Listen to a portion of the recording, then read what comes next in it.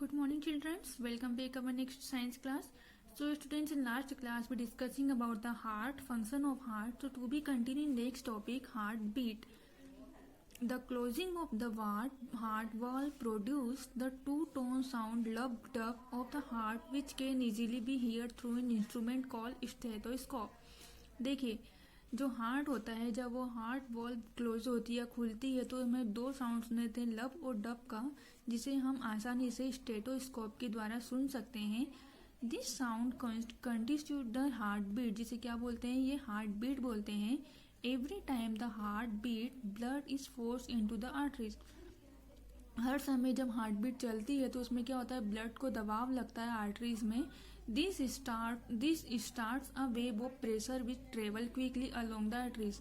और क्या होता है, इसमें एक अचानक तरंगे उठती है, प्रेशर लगता है, दबाव लगता है, तो क्विकली ट्रेवल, जल्दी से वो आर्टरीज में पहुंच जाता है. Some arteries are situated close to the skin such as in your wrist, neck and upper arm. उसके अलावा कुछ कुछ आर्टरीज ऐसी होती है जो बंद होती है, जैसे आपकी स्किन की, कलाई की, गर्दन की, upper arm. If you keep your finger on of them you can feel the pressure wave it is passes by. तब आप इनके ऊपर कभी आपकी फिंगर रख के देखेंगे तो आपको इन पे एकदम दबाव लगेगा पास, जब वो यहाँ से निकलती है, ब्लड यहाँ से फ्लो होता है तब. This is called the pulse. तो इसे बोलते हैं हम pulse. Pulse rate is the rate at which your heart beat. और जो पल्स रेट होती है वही आपकी हार्ट बीट्स होती है. In a healthy adult the heart beat 72 times in a minute on an average. देखिए, एक एडल्ट व्यक्ति की इसमें 72 टाइम्स हार्ट बीट चलती है एक मिनट में, but can vary from 60 to 80. Exercise make the heart beat faster bringing more blood to the muscles. और जब कोई व्यक्ति एक्सरसाइज कर लेता है तो उसकी हार्ट बीट बहुत तेज चलने लग जाती है और ब्लड भी बहुत ज़्यादा मसल्स में फ्लो होने लग जाता है. Next is blood groups. Karl Landsteiner was the first to observe that blood group are different individual variety. देखिए, जो कार्ल लैंडस्टेनर था उन्होंने ब्लड ग्रुप के अलग अलग ब्लड ग्रुप के बारे में बताया था. The rate of they are of 4 types and are the term at blood group A B and O. उन्होंने 4 ब्लड ग्रुप के बारे में बताया था. पहला बताया था ए अलग, बी अलग, ए बी साथ में and O. Transfer of blood to a person in order to make up of फिर his loss of blood due to injury और any other person is known as blood transfusion. Transfer of blood का transfer करना, किसी व्यक्ति को देना या उसे कहीं ब्लड की कमी हो जाती है तब, या जब कोई व्यक्ति को कुछ चोट वगैरह लग जाती है तो ब्लड कम हो जाता है तो हम उस व्यक्ति को जब ब्लड देते हैं तो उसे बोलते हैं blood transfusion. The person who donate his blood is known as donor. और जो व्यक्ति अपना ब्लड डोनेट करता है उसे बोलते हैं donor. And the person who receive it is known as recipient. और जो व्यक्ति ये ब्लड को रिसीव करता है, प्राप्त करता है, उसे बोलते हैं recipient. Blood transfusion can take place only if the blood of donor and the recipient is compatible. और देखिए, ब्लड ट्रांसफ्यूजन तभी किया जा सकता है जब जो देने वाला व्यक्ति हो और जो प्राप्त करने वाला दोनों व्यक्ति कॉम्पेटेबल हो. अदरवाइज द ब्लड सेल्स और द रिसिप्ट में clump together leading of death. अन्यथा अगर कभी हमने गलत ब्लड दे दिया या कभी व्यक्ति को ब्लड सूट नहीं हो पाता तो उसकी मृत्यु भी हो सकती है. Persons with blood group O can donate blood to person with any blood group and are therefore called universal donors. अब देखिए, ऐसे व्यक्ति जिनका ग्रुप ओ होता है जो डोनेट करते हैं ब्लड को विथ एनी ब्लड ग्रुप, किसी भी ब्लड ग्रुप को, तो ये तो इसलिए ओ ब्लड ग्रुप को बोलते हैं universal donor. Person with blood group A B can receive blood from person with any blood group.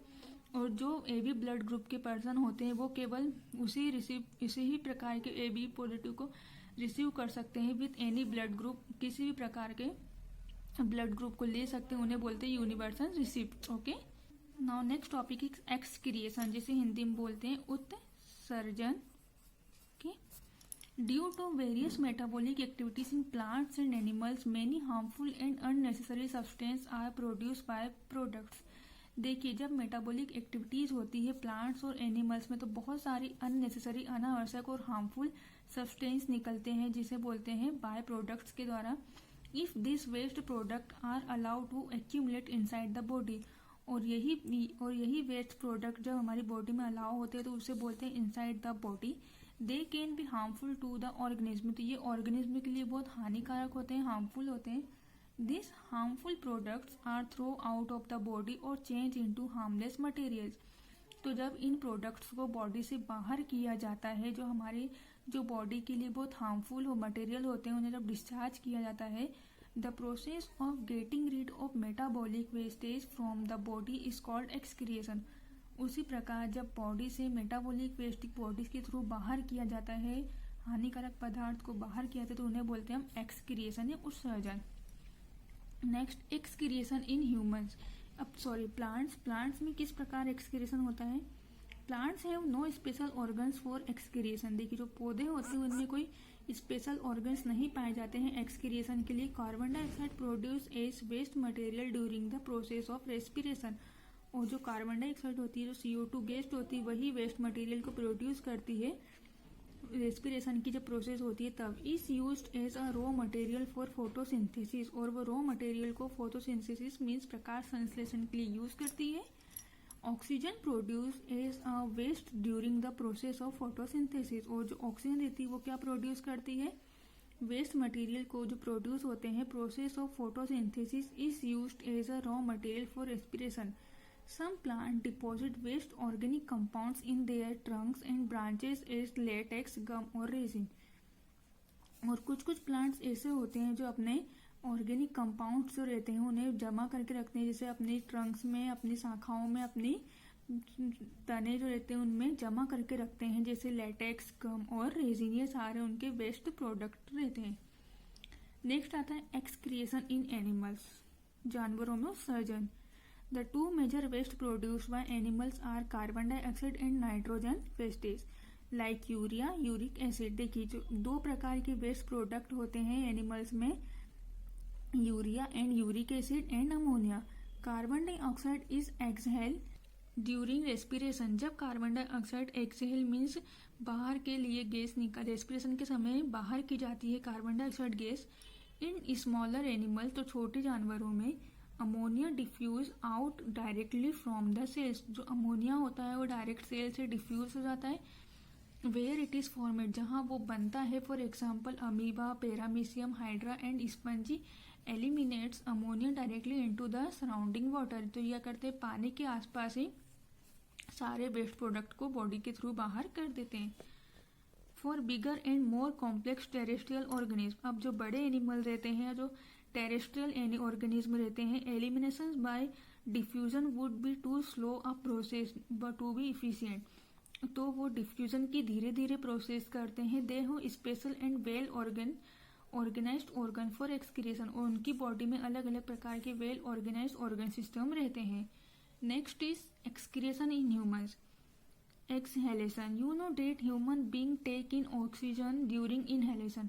हम जानते हैं कि जो ह्यूमन बींग्स होते हैं, जो मानव शरीर होता है, वो ऑक्सीजन को इनहेलेशन में अंदर रहता है रेस्पिरेशन की प्रोसेस में, विच turn into carbon dioxide during respiration, और उस ऑक्सीजन गैस को कार्बन डाइऑक्साइड में चेंज कर देता है। This carbon dioxide is released by human being through the pores of exhalation, और इसे वो एक्सहेलेशन के द्वारा बॉडी से बाहर कर देता है। पर रेस्पिरेशन और sweating help in the elimination of some amount of urea from the body. देखिए, स्वेटिंग मीन्स पसीने के द्वारा भी हमारी बॉडी से जो हानिकारक पदार्थ रहते हैं वो बाहर निकल जाते हैं। Defecation, undigested food egested from the alimentary canal as semi solid waste it called faeces. और जो हमारी बॉडी के जो अनडाइजेस्टेड सेमी सॉलिड, जो पूर्ण रूप से पच नहीं पाते हैं, डाइजेस्ट नहीं हो पाते, उन्हें हम फेसेस के थ्रू बाहर कर देते हैं। The process of egestion is known as defecation, जिसे बोलते हैं defecation. Urination, urea is mainly excreted through urine which is 95% water, 2.5% urea and 2.5% other metabolic waste product. जब यूरिया हो रहा होता है, यूरिया की प्रोसेस हो रही होती है, तो उसमें 95% वाटर रहता है, 2.5% यूरिया रहता है and 2.5% other metabolic waste product रहता है, जैसे हमारी बॉडी के यूरिन के थ्रू बाहर कर देते हैं। सो स्टूडेंट्स, इसके आगे का नेक्स्ट टॉपिक हम नेक्स्ट क्लास में डिस्कस करेंगे। Thank you, have a nice day.